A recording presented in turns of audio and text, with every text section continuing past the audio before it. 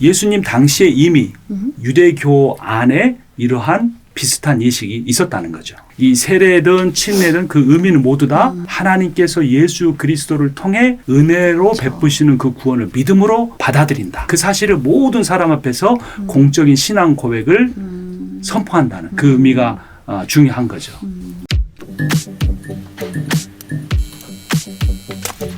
목사님 안녕하셨어요. 안녕하세요. 반갑습니다. 반갑습니다. 이렇게 다시 뵈니까 더 반갑습니다. 목사님. 네, 진짜 반갑네요. 목사님 오늘도 저희 네. 성경 속 궁금한 점들에 대해서 목사님께 이렇게 여쭤보고 네, 또 올바른 이해를 위해서 도움의 말씀을 좀 듣고 싶습니다. 네, 네. 오늘은 침례와 세례에 대해서 좀 알아볼까 해요. 네, 오늘도 또 쉽고 재미있는 설명 기대합니다. 네. 목사님 먼저 그 세례와 침례의 차이에 대해서 좀 알아야 할 것 같은데요. 이거는 청년들뿐만 아니라 뭐 교회를 오래 다닌 분들도 당연히 알고 있을 것 같지만 또 잘못 알고 있을 수도 있거든요. 그렇죠. 이 세례와 침례는 정확히 어떻게 다른가요? 네. 이 두 가지 차이가 있습니다. 하나는 번역상의 차이고 다른 하나는 방법상의 차이입니다. 네네. 이 번역상으로 보면 이 세례와 침례가 모두 다 헬라어로 밥티조라는 단어입니다. 그런데 한글 성경의 경우는 대부분 세례라고 번역을 했죠. 네네. 그리고 그쵸. 뭐 1, 2 이렇게 각주 붙어 있는 네. 거 보신 적 있죠? 네네네. 제일 밑에 보면 침례라고도 되어 있습니다. 맞아요. 근데 하지만 이 말씀 보존학회, 침례교와 좀 관련이 있는 이 단체에서 번역한 한글 성경에는 아예 본문에 침례라고 되어 있습니다. 그러면은 혹시 영어 성경에서는 어떤가요? 영어 성경에서도 이걸 다 서로 다르게 번역했나요? 네, 아주 좋은 예리한 질문입니다. 영어 성경에서는 헬라어 밥티조를 발음 그대로 음력을 해서 네네. 베프티즘이로 네네. 번역을 그렇죠. 했습니다. 이 베프티즘은 세례라는 의미도 있고 침례라는 의미로도 다 해석이 그래서 가능한 거죠. 두 가지로 다 네. 의미를 그렇습니다. 그러면은 한국 그 성경만 세례와 침례를 다른 번역을 한 거네요? 맞습니다. 네. 이렇게 번역을 다르게 할 정도로 그러면 사전적 의미가 좀 다른가요? 그 세례와 침례가? 네. 이게 이제 국어 사전을 보면 좀 더 객관적으로 볼 수가 있겠죠. 네네네. 표준 국어 대사전을 보면 세례는 기독교에 입교하는 사람에게 모든 죄악을 씻는 표시로 베푸는 의식 이렇게 되어 있습니다. 네. 그리고 침례는 세례의 한 형식으로서 온 몸을 물에 적시는데 그 몸이 죄에 죽고 의의 몸으로 다시 살아나는 것을 상징한다. 현재는 침례교회에서 실사하고 있다라고까지 친절하게 설명이 되어 있습니다. 네. 그렇구나. 결국에는 침례도 세례의 한 형식이지만 그렇죠. 세례는 죄악을 씻는 의미로 이렇게 물을 뿌리는 상징적인 방법으로 행해지고 맞습니다. 침례는 이제 거기서 더 나아가서 의의 몸으로 살아가는 것을 의미해서 물에 완전히 들어갔다가 나오는 방법으로 행해지는 뭐 그런 차이가 있는 거네요. 저보다 더 요약을 잘하시네요. 아유, 감사합니다. 그럼 목사님, 침례는 그럼 그 침례교회에서만 실시하는 건가요? 아니면 뭐 침례를 제외한 장로교, 뭐 감리교, 다른 그런 개신교 네. 교단에서는 침례가 네. 아닌 그런 세례를 행하고 있나요? 거의 그렇다고 봐야 할 겁니다. 그래서 침례교나 오순절 계통 그리고 그리스 정교회 네네. 러시아 쪽에 있는 여기를 제외한 장로교, 감리교, 성공회 그리고 심지어 카톨릭까지 다 침례가 아닌 세례를 베풀고 있습니다. 그러면 그 어디에서든 행해지는 그 세례 방식은 모두 똑같나요? 세례 경우도 두 가지로 나뉘어지는데요. 네. 카톨릭 같은 경우는 이렇게 머리를 숙인 다음에 거기에 한 컵 정도의 물을 붓는 관수례를 행하고, 네, 성공회, 감리교, 장로교 등 이 개신교단은 세례 집례자가 성수가 담긴 그릇에 손을 담갔다가 네. 물을 적셔 머리에 약간 뿌리거나 적셔주는 정도의 살수례를 행합니다. 이게 영어로 보면 좀 더 분명해지는데요. 네네. 카톨릭의 관수례는 물을 붓는다는 의미의 powering water. 개신교의 살수례는 물을 찍어 뿌리다는 의미의 sprinkler water. 그리고 침례교나 오순절에서는 침수례는 immersion into water. 물속 아에 그쵸. 들어간다. 이런 의미를 가지고 있습니다. 저희가 제일 많이 봤던 게 이제 살수레가 좀 그렇죠. 저한테는 좀 많이 네. 봤던 것 같아요. 근데 또 아까 목사님 말씀에서 신약 성경에서는 네. 침례나 세례가 모두 밥티조라는 헬라어라고 이렇게 말씀해 주셨는데요. 그렇죠. 네. 그럼 이 밥티조는 살수레? 관수레? 침수레? 중에 그럼 좀 어디에 해당한다고 볼 수 있을까요? 조금 복잡하게 느껴지기도 하죠. 네. 근데 밥티조 역시 성경에서 쓰여질 때 두 가지 의미를 다 갖고 있습니다. 그러니까 일반적으로는 물속에 들어갔다 나오다는 의미로 네. 많이 사용이 됐죠. 네네. 그래서 대표적으로 마가복음 1장 9절에서 11절을 보면 예수님께서 요단강에서 요한에게 세례 받으시고 나오시는 장면을 네네. 곧 물에서 올라오실세라고 되어 있습니다. 네. 그러니까 물에 아예 그렇죠. 들어가셨기 때문에 네. 세례 받고 다시 나오신 거죠.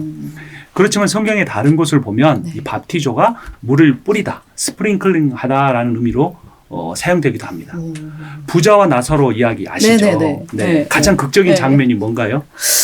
이 부자가 지옥에서 너무 뜨거워서 네. 나사로한테 물 한 방울만 찍어서 나한테 좀 줬으면 좋겠다라는 네. 장면이 나오는데 맞아요. 네. 놀랍게도 여기서 찍어서라는 단어가 밥티조입니다. 부자와 나사로 본문에서도 이 밥티조라는 단어가 쓰였다는 게 좀 네. 흥미롭네요. 그렇죠. 그러면 또 혹시 성경에서 세례와 관련해서 밥티조란 단어가 어떻게 또 등장하고 있는지 궁금한데요. 혹시 또 다른 구절들도 있나요? 궁금해지는 건 굉장히 좋은 거죠. 진짜. 예수님의 행적을 기록한 복음서 이야기를 좀 했죠. 네네. 그것만 아니라 초대교회 이야기를 한 음. 사도행전에서도 밥티조가 사용이 되는데 대부분은 물속으로 들어갔다 나온다는 침례와 관련이 됩니다. 대표적으로 사도행전 8장 38절을 보면 네네.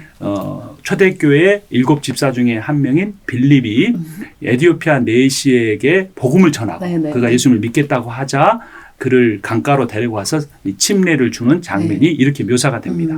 이에 명하여 수레를 멈추고 빌립과 네시가 둘 다 물에 내려가 빌립이 세례를 받고 결국 그 세례 요한이 세례를 베풀었던 당시 또 예수님을 포함한 유대인들이 요단강에서 물속에 들어왔다가 나왔던 그 침례 행위가 결국 초대교회까지 이어졌다고 볼 수 있겠네요. 그렇죠. 맞습니다.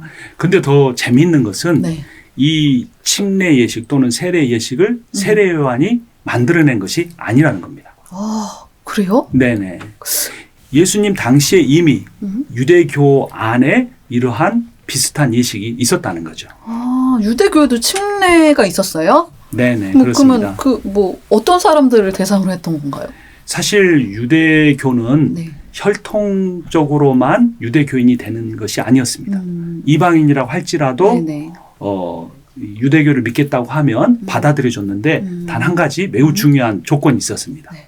그건 바로 할례를 행하는 겁니다. 그렇죠. 근데 네. 요즘 우술이 발달한 시대에도 할례를 받으면 아무는 데 기간이 필요하죠. 네, 네. 당시에는 더 쉽지 않았습니다. 네. 그래서 이방인이 유대교인이 되겠다고 할례를 받고 상처가 다 아물 때가 되면 확인한 후에 물속으로 데려가서 정결 예식을 행했던 겁니다. 그래서 이제까지 부정한 이방인으로 살았던 옛사람이 물속으로 들어가 죽고 이제부터는 하나님을 믿고 율법을 지키며 사는 새 사람이 되겠다라는 표시로 그런 유대교에서 예식을 행했던 거죠. 그렇구나. 네. 와, 침례의 기원이 그 세례 요한이 아니고 네. 예수님 당시에 유대교의 풍습이었다고 또 봐야 하는 거네요. 그렇죠. 맞아요. 네. 그러면은 그 당시 유대인들이 이런 종교 예식을 만든 건가요? 그렇지 않죠. 왜냐하면 유대교인들은 철저하게 모세 오경을 따르는 사람들이었습니다. 그래서 그들이 이방인을 유대교인으로 받아들인 예식을 물속에서 네. 행했던 거는 바로 구약 성경에 그 기원이 있는 겁니다. 구약 성경의 정결 예식과 관련이 되는 거죠. 점점 흥미로워지네요. 그렇죠. 네. 와, 그럼 세례나 침례의 기원이 네. 구약 성경까지 거슬러 올라가는 거네요. 네. 전사님이 흥미로워 하시니까 저도 이 답변을 하면서 정말 더 재밌습니다. 네. 진짜 흥미롭죠. 네. 이 기원이 민수기 14장 8절에 나오는데요. 악성 피부염에 걸렸던 사람이 이제 그 부정한 기간 동안에 따로 있다가 다 나았다고 제사장이 판정을 해주면 이제 정결예식을 행합니다. 네. 그때 매우 중요한 정결예식이 네. 물로 몸을 씻는 겁니다. 이거는 이거를 히브리어로 미크바라고 했는데 정리하면 구약 시대에 부정한 사람이 정결하게 되는 예식 중에 몸을 씻는 내용이 나오고 신약 시대 유대교에서 이방인의 개종 시 몸을 씻는 의식으로 발전한 겁니다.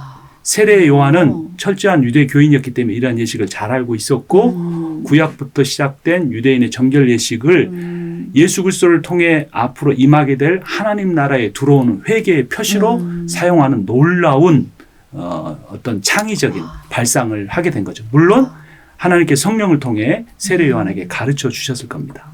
와, 목사님 여기까지 네. 열심히 들은 분들 가운데 네. 딱 이런 질문 하시는 분들이 있을 것 네. 같아요.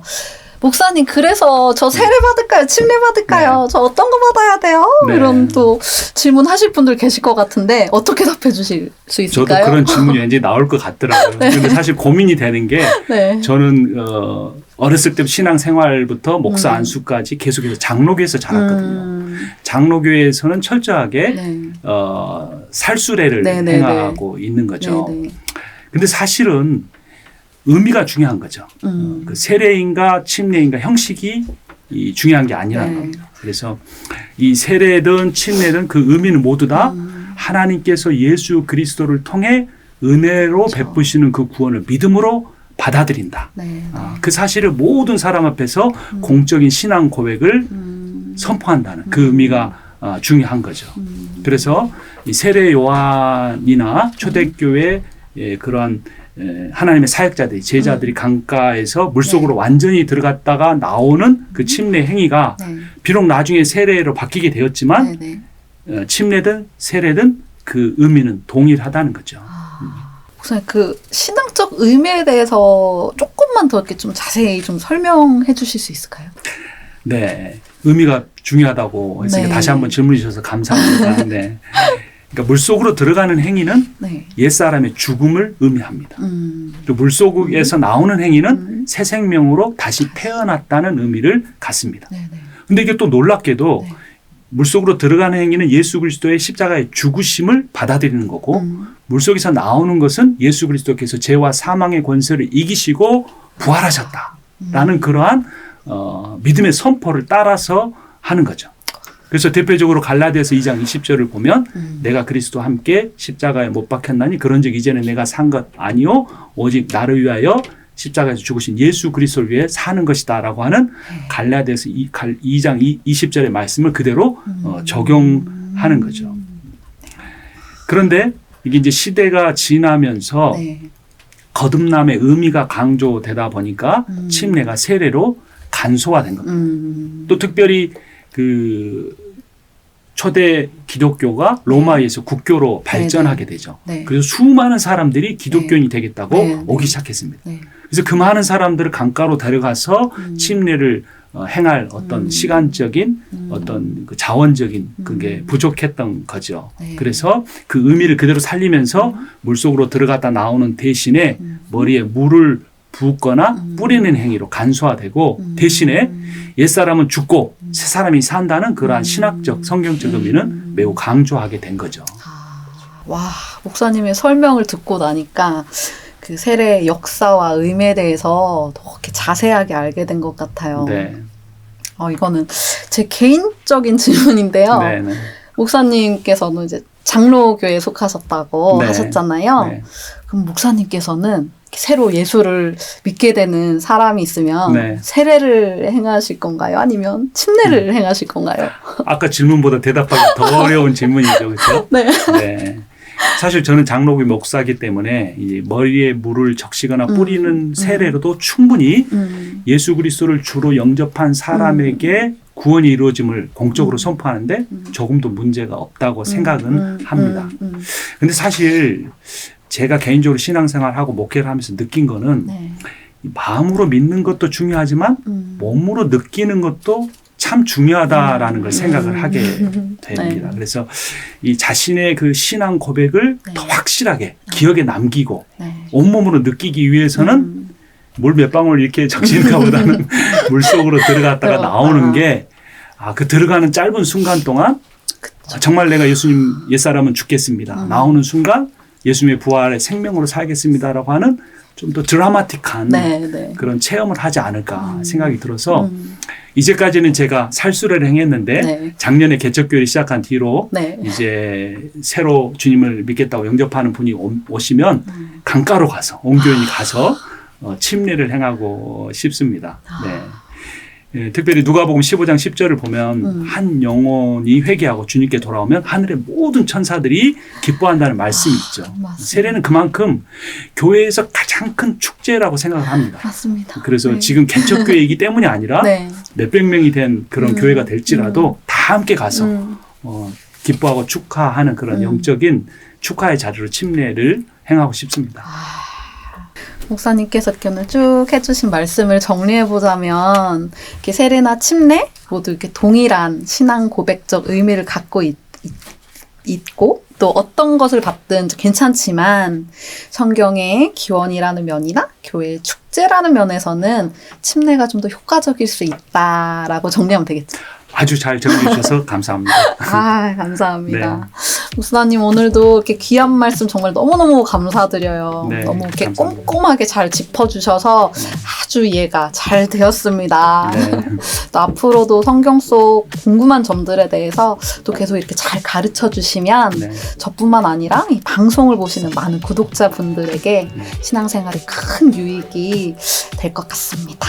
네, 감사합니다. 네, 목사님도 감사합니다. 또 다음에 좋은 주제로 만나 뵙길 원합니다. 네, 네, 감사합니다. 감사합니다. 오늘 영상 다들 유익하게 보셨나요? 우리 미주 기독일보 유튜브 채널을 구독하시는 모든 분들, 여러분들의 기도와 응원이 저에게는 큰 힘이 됩니다. 그리고 오늘 영상 좋으셨다면 주위의 많은 분들에게 영상 공유해 주시고 또 여기 아래에 있는 좋아요와 구독, 알람 설정까지 부탁드립니다.